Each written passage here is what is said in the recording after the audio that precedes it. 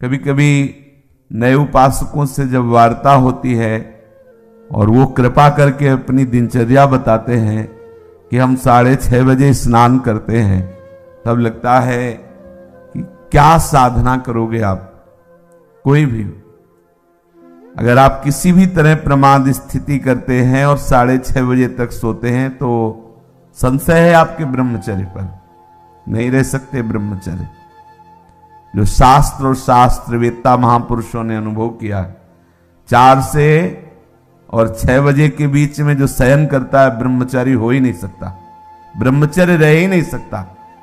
या तो वो 2 बजे 3 बजे तक भजन किया हो, पूरी रात जग के फिर सोया हो तो चलेगा, वो भजन का आवेश संभालेगा।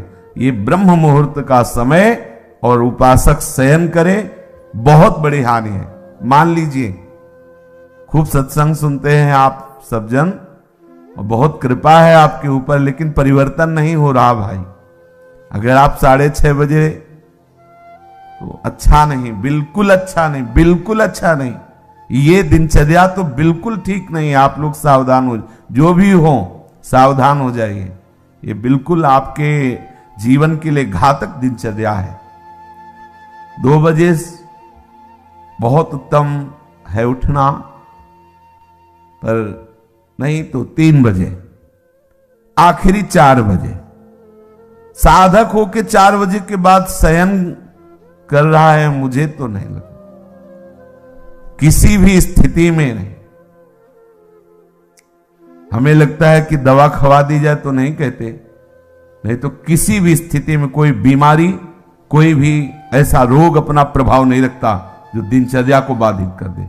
ये देखा है, ये केवल प्रवचन नहीं, देखा है, जीवन को देखा है। कुछ भी दिनचर्या में अपार सामर्थ्य देखा, अभ्यास में अपार सामर्थ्य है। देखो सामने पट्टी बंधवा दी गई और धनुष बाण ले लिया और शब्द दूर किया जा रहा है अन्य दिशा में, शब्द वेधी बाण संचार। अभ्यास देखो, आंख में पट्टी बंधी हुई है, शब्द किस दिशा से हो रहा है एक श्रवणेंद्र से देखना है और बाण वहीं संधान करना जहां से शब्द निकला है। अभ्यास देखो, अभ्यास का प्रभाव देखो, कितने से चमत्कार अभ्यास में लौकिक, और आप परमार्थ के पथिक, और आपका यह अभ्यास कि आप उठे और फिर सो गए। क्या मतलब, आपकी दिनचर्या क्या है? आप भगवद आश्रित, इसका मतलब प्रमादी थोड़ी है। आप भगवद आश्रित, इसका मतलब प्रपंची थोड़ी है। अहम का त्याग करके भगवद आश्रित होकर हम भगवत मार्ग में चलने वाले पथिक हैं। इसलिए सबसे प्रार्थना है, जो पीछे हुआ हुआ, आज से एक नई दिनचर्या आप देखो। जो पूर्व की दिनचर्या ठीक है तो उसे लिखो, नहीं तो सुधार करके और स्वयं श्री जी के सामने वो दिनचर्या रखो। दिखाने की जरूरत नहीं है, बहुत बार देख लिए, बहुत बार रजिस्टरों में रखा हुआ है सब दिनचर्या। अभी आ जाएगी उठ के, 2 बजे उठे, 3 बजे ये, 4 बजे वो, 5 हो सकता है जिस दिन लिखो उस दिन 2 बजे उठ जाओ, या आज उठे, पक्का उठे, सत्य कह रहे हो, 2 बजे लिख दिया। ऐसे काम नहीं चलना। आप अपने को खुद साक्षी करके प्रभु के सामने और नियमावली में बांधो। बिना नियम के प्रेम उत्पन्न नहीं होता। वो प्रेम की एक दशा है जो नेम को लय कर देती है। नियमावली में आपकी दिनचर्या सही होनी चाहिए, आपकी नियमावली ठीक होनी चाहिए।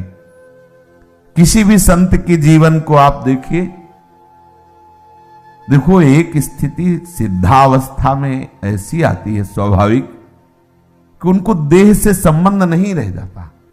अब उनकी बात अलग, आपकी अवस्था और उनकी बीच सत्संग में हुक्का मांग करके परमहंस जी, रामकृष्ण परमहंस जी कभी पकोड़ा मांगते, कभी, अब उनका हम अनुसरण थोड़ी करेंगे इस बात में, भाई धरो हुक्का, रुको और हम पी रहे। हम महापुरुषों का अनुसरण थोड़ी कर सकते हैं। महापुरुष किस दशा में, किस स्थिति में, उनके जो नियमावली उपदेश है, वो कहीं नहीं बोले उपदेश में कि हुक्का पियो, नहीं बोले। तो जो उपदेश बोले वो हमें आचरण में उतारने।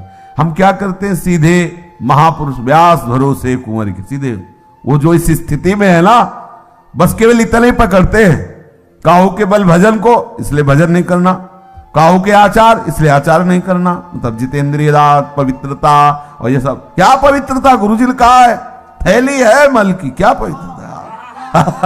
हाँ, उसमें क्या सुना है नहीं प्रवचन में, आचार गए और जितेंद्रियता आदि नहीं। और व्यास भरोसे ये बात आई, सोवत पाव पसार, तो 6:30 बजे इसलिए जगना पड़ेगा कि 7 बजे 7:15 बजे सत्संगों में आना है, वो आ जाते हैं तो जल्दी जल्दी तिलक लग। जय गुरुदेव, जय महाराज, हाँ जय हो महाराज, वाह वाह वाह, हाँ क्या सत्संग में हो रहा है भाई। बहुत जीवन कीमती है। अभी कल ही पता चला कि कोई बहुत प्रियजन है, उनके यहां कैंसर हुआ। अब क्या दशा, ना भोजन सही पा सकते हो ना कुछ, और ये कैंसर आदि ऐसी बीमारियां हैं। अभी तक जितने हमारे दर्शन में आए, एक आध बात अलग, उन सबको श्री जी ने जल्दी बुला लिया, जितने भी दृष्टि में आए। तो हम तुम अमरौती खा के थोड़ी आए हैं, कोई न कोई व्याधि मंदिर है, कब देवता का पर्दा हट जाए। जैसे बहुत मंदिर में सब देवता होते ना, ऐसे शरीरम व्याधि मंदिरम, पुजारी कब पर्दा हटा दे, कौन सा? बोले अब कैंसर देवता आ गए, वो उड़ जाएंगे भैया। देखो तुम्हें अभी रिपोर्ट में बता दी जाए तुम्हारी किडनी खराब, फिर देखो क्या होता है तुम्हारा। अगर डिप्रेशन में ना पहुंच जाओ तो बताना, ब्लड प्रेशर अपने आप उछाल मारने लगेगा। क्योंकि चिंतन, आज तुम स्वस्थ हो तो प्रमाद करते हो, और कल प्रमाद करने का अवसर नहीं रहेगा, अवसर ही नहीं रहेगा। अनन्य चिंतन रोग का होने लगेगा। अगर भगवदाकार वृत्ति नहीं हुई तो आप ये मत समझो मृत्यु कोई खिलवाड़ नहीं है। मृत्यु का संदेश सुनकर अच्छे अच्छे के जमीन खिसक जाती, होश खराब हो जाते हैं। कैंसर, अब न रात में नींद न दिन में चैन, अनन्य चिंतन उसी का शुरू। अब क्या करें? घबराहट, थोड़ी थोड़ी देर में मरना है तो जो दुकान मकान पति पुत्र परिवार जितना सब भाई वो सब काटने दौड़ता है, ये सब छूट जाएगा। भजन कोई साधारण वस्तु है। इसलिए भर्तृहरि जी महाराज कह रहे हैं, यावत स्वस्थ वेदम गृहम कलेवरम यावत च दूरे जरा। जब तक बुढ़ापा दूर है, जब तक तुम्हारे शरीर में रोग कोई नहीं हो जा रहा, होगा ऐसा थोड़ी कि तुम कोई लिखवा के लाए कि नहीं होगा। जब ऐसे परमहंस को कैंसर हो सकता है, रामकृष्ण परमहंस जी को, पूज्य भाई जी के उदर में कैंसर हो सकता है, वो फिर अपने लोग तो अधिकारी ही है इस दंड के। अपने लोग तो अधिकारी, न जाने कितने इन भजनानंदी महापुरुषों के शरीर में ऐसी व्याधियां हो सकती है, तो अपने लोगों को तो पूरा रजिस्टर रखा हुआ है। सावधान हो जाइए, प्रमाद मत कीजिए। बहुत बढ़िया अवसर आपको मिला है। भगवत चरणारविंद का आश्रय और सतत जप, ये बिल्कुल खुली दो बातें हैं, ज्यादा इनमें समझने की जरूरत नहीं। अंदर से भगवत आश्रय और जिह्वा से जप, राधा वल्लभ श्री हरिवंश श्री हरिवंश। क्या जाता है भैया? अगर रोज का रोज शाम के हिसाब आपको ना दिखाई दे तो बताना, रोज आपको वैराग्य बढ़ा नजर आएगा, आपको नजर आएगा, अरुचि होने लगे। सच्ची कहते हैं भजन का प्रभाव, ये तो भगवत कृपा से भगवत चर्चा हो रही नहीं। 1 मिनट के लिए अंदर से मन राजी नहीं, ये जो हो रहा है 1 मिनट के लिए राजी नहीं कि अब ये सब, बस यही लगता है चुप, किसी से मिलो मत, बंद करके दरवाजा अपने कमरे का, बस एकाकार वृत्ति। कब शरीर किस दशा को पहुंच जाए, बेकार काहे को बहिर्मुखता में फैल रहे हो, शांत। इसका फल है तदाकार वृत्ति में डूबना। और आपको बढ़िया अवसर मिला है, कोई जिम्मेवारी नहीं। देखो आप सत्संग सुन रहे हो, आप नाम जप कर सकते हो, नाम में ध्यान लगाए हुए श्रवणेन्द्रिय से सुनो। देखो बढ़िया आपकी समाधि अवस्था जा रही। सत्संग क्या है? एक समाधि अवस्था में डुबोने का बहुत बढ़िया, मतलब 1 घंटा 1.5 घंटा चर्चा हो रही श्रवणेन्द्रिय के लिए, कहीं अन्य जाने की जगह नहीं, और अंदर से आप नामाकार वृत्ति, मंत्राकार वृत्ति, बड़ा आनंद का विषय है। अगर हम भजन छोड़ दिए, बाह्य में ही समय व्यतीत किए, तो बाह्यकरण से आप सेवाएं करते रहो, बाह्यकरण से दिनचर्या करते रहो, अंताकरण विषय चिंतन कर रहा है, तो आनंद बाह्यकरण को होना है कि अंताकरण को? समझना, जरा सूक्ष्मता से समझना। परिवर्तन किसका होना है? अंतःकरण का, बाह्यकरण का तो देखो 2 मिनट में परिवर्तन सब, लेकिन अंतःकरण का परिवर्तन चिंतन से होता है, भजन से होता है। बड़े बड़े हम संत महापुरुषों के समीप रहने वालों को देखा है, अंतर में भजन नहीं तो दीपक तले अंधेला पाया गया है, दीपक तले अंधेला पाया। बहुत अच्छी बात समझ, बहुत घुस के तमाशा देखा है अंतर और बाहर में। भजन नहीं तो बड़े बड़े भजनानंदी महापुरुषों के समीप रहने वाले बड़ा प्रपंच का नाटक देखा गया है। वो महापुरुष तो आनंदित रहते हैं क्योंकि उनके लिए तो एक ऐसी स्थिति है प्राप्त हो गई जहां प्रपंच का स्पर्श नहीं है, और उनके प्रभाव से बाहरी व्यवहार सामग्रियों की खूब बहुतायत होती है, तो नीचे भजन का मतलब नहीं रह जाता कि भजन क्या है, बस वो सम्मान और विषय आदि का सेवन, क्योंकि महापुरुषों का प्रभाव सम्मान दिलाता है, महापुरुषों का प्रताप वो वस्तुएं जो विषय संबंधी सेवन में आती, अच्छी से अच्छी वस्तुएं, होता क्या है अंतःकरण मलिन हो जाता है। इतने बड़े महापुरुष के समीप रहते हुए अंतःकरण और इतना मलिन हो जाता है को महापुरुषों पर भी अपराध कर बैठता है, जिनके प्रताप से पोषित होता है वो वहीं अपराध कर बैठता है। इसलिए प्रधान बात है अंतर में आपका साधन चलना चाहिए, अंतःकरण आपका भगवत चिंतन में रहे। खुली बात समझ लीजिए, बाह्यकरण से बाह्य पवित्रता होती है, अंतःकरण से अंतःकरण की पवित्रता होती है। बाह्यकरण और अंतःकरण दोनों भागवतिक हो जाए तो स्वभाव का परिवर्तन हो जाता है, स्वभाव का परिवर्तन होता है तो स्वरूप का अनुभव हो जाता है। जो हमारा सखा भाव, गोपी भाव, सहचरी भाव का भाव स्वरूप है, उसकी प्राप्ति हो जाती है। इसलिए भैया चूको मत, बहुत बढ़िया अवसर, बड़ा घबराहट का विषय है। जब ये शरीर पीड़ा से युक्त होता है तो केवल प्रभु ही ऐसे जो हमें बचा सकते हैं, नहीं तो जब शरीर स्वस्थ होता है तो अहंकार देवता अपना नाटक करवाते रहते हैं, और जब अस्वस्थ हो जाता है तो मनी राम उसी अस्वस्थता का चिंतन, बड़ा क्लेश में है। और इस संसार से मुक्त हो जाइए। अगर आप सोच रहे हो तो दिन प्रतिदिन ऐसा भयावह संसार का स्वरूप आएगा, पूछो मत। इससे मुक्त होना ही अब एक उपाय रह गया है।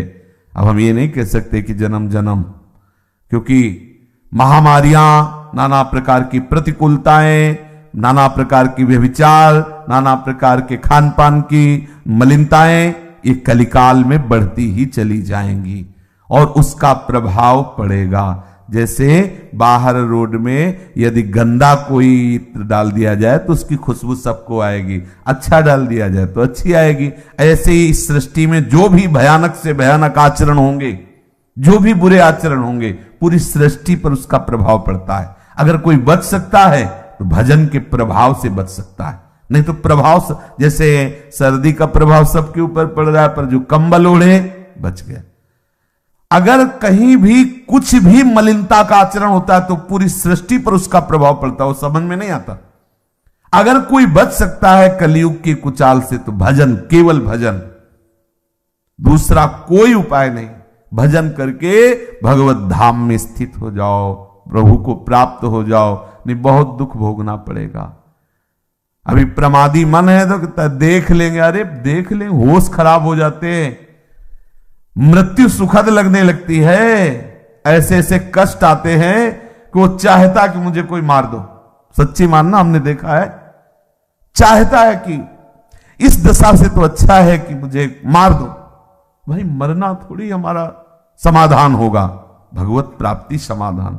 इसलिए बेचैन हो जाओ भगवत प्राप्ति के लिए। प्रेम की चलो बड़ी ऊंची बात है, लेकिन इतना तो रख लो कि अब प्रभु मुक्त करो इस नरक से, ये नाना प्रकार के क्लेशों से। कितने बंधे इस शरीर में। अरे आप देखो, ज्ञान की बातें चाहे जितनी करो, जब इसकी रिपोर्ट आती है ना तो एक बार चेहरा गिर जाता है किसी का भी हो। जब हाथ में बताई जाती है रिपोर्ट की ये है, अच्छे अच्छे को एक बार जब प्रलंबासुर ले गया ना बलराम जी को, तो एक बार वो भी उदास हो गए थे, फिर उनको स्वरूप को फिर घुसा मारा। तो ऐसे साधक प्रहार करता है, अरे किसी भी विकार पर, अरे नहीं नहीं हम तो प्रभु के आश्रित हैं, प्रभु के दास हैं, पर इतना प्रहार करने लायक बन जाओ, आपकी ऐसी मनोवृत्ति भगवदाकार हो कि आप प्रहार कर सको। इसलिए भाई सावधान रहो।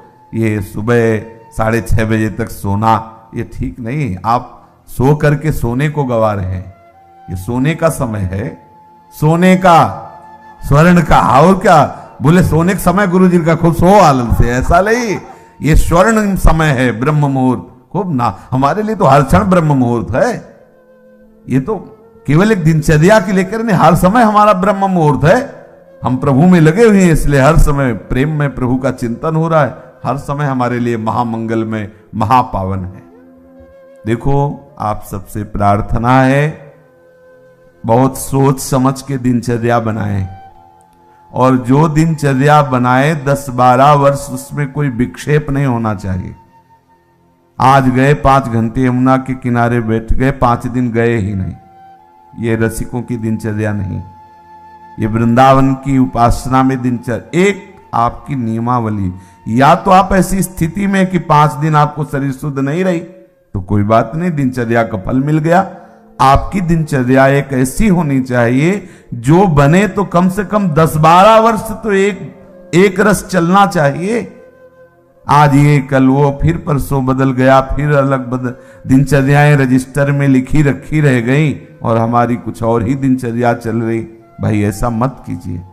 भगवत मार्ग के पथिक, चाहे आप गृहस्थ हो, विरक्त हो, बहुत सोच समझ कर दिनचर्या बनाइए। आप 10 मिनट यदि भजन में बैठते हैं तो ठीक टाइम पर बैठिए और बहुत काल तक वो समय भजन में दीजिए। कि हम 10 मिनट बैठते हैं तो हम 10-12 वर्ष तक 9 मिनट नहीं होने देंगे, 10 मिनट तो बैठेंगे और हमें मिलेगा तो हम माया से खींचकर और समय बढ़ाते घटने नहीं देंगे। ये दिनचर्या का भाव होता है अपने मन को बांधना। दिनचर्या का मतलब होता है हम अपने मन को संपूर्ण समय के द्वारा इष्ट में फांस रहे, बांध रहे, इस समय ये, इस समय ये, इस समय ये, और उसको नियम पूर्वक बांधना। कभी परिक्रमा चल रही तो कभी कुछ, कभी कुछ, कभी सब बंद, कमरे में पड़े शयन कर, ऐसी नहीं। एक आपके आहार की, विहार की दिनचर्या होनी चाहिए। बहुत अच्छा आहार मिल जाए तो भी एक संयमित जो आपने आहार नियम लिया उससे ज्यादा नहीं होना चाहिए। ना मिले उस समय के बाद आपको सच्ची बताए, यदि आपकी दिनचर्या सही है तो समय के बाद आहार करने की इच्छा ही खत्म हो जाती है। अगर आपका समय कि इस समय से इस समय तक आप प्रसाद लेते हैं, अगर नहीं मिले तो उसका चिंतन खत्म, उसकी इच्छा ही खत्म।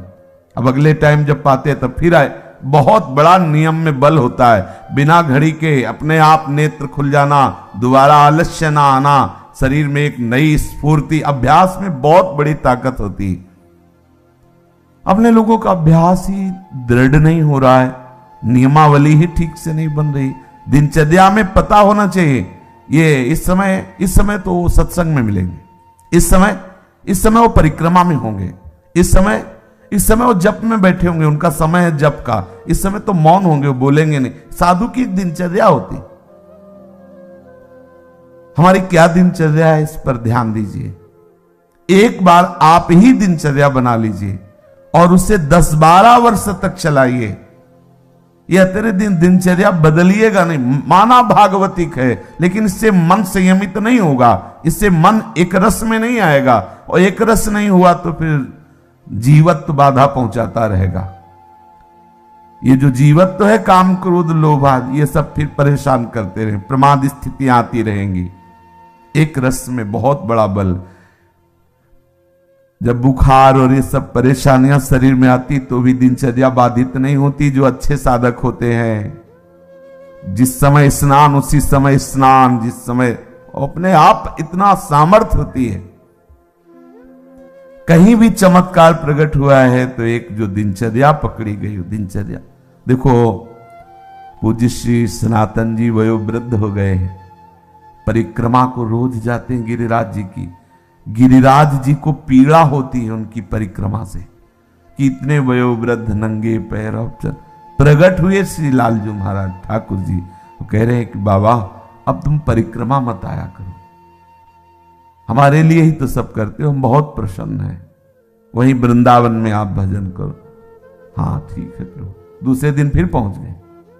बोले बाबा मना किया। बोले प्रभु रह नहीं पाते। ये दिनचर्या क्या करती, आपका अभ्यास ऐसा दृढ़ करती कि इष्ट मना कर रहा है लेकिन आप रह नहीं पाते। परिणाम क्या हुआ, आज भी उनकी दिनचर्या ने हमको एक बहुत बड़ी सिद्धि दे दी। आज भी आप दर्शन कर सकते हो राधा दामोदर में बंसी का, लकुट का, श्री चरण का, गाय के खुर का चिन्ह हो, गिरिराज जी की शिला आज भी हो। सनातन जी की एक नियमावली ने आज हम सब भक्तों को दुर्लभ वस्तु है, दुर्लभ वस्तु है। भगवत चरणारविंद के चिन्ह, लकुट के चिन्ह, बंसी के चिन्ह, गाय के खुर के चिन्ह प्रभु ने स्वयं दे और बोले शिला की परिक्रमा कर लेना। ये 4 परिक्रमा का आपको 4 परिक्रमा कर लो तो परिक्रमा गिरिराज जी की पूरी हो गई। नियमावली 24 घंटे में ऐसी सहज दिनचर्या आप अपनी खुद बना लीजिए जो आप बहुत काल तक निर्वाह कर सके। यमुना तट अगर हमारा जाना हुआ तो यमुना तट, बहुत मन हुआ तो नागरीदास जी करें गोवर्धन गिरिराज जी, और बैठो राधा को देखा है, अनुभव किया है, एक अलौकिक मतलब आकर्षण राधा कुंड में देखा है। सुबह सुबह जैसे चुपचाप कभी गए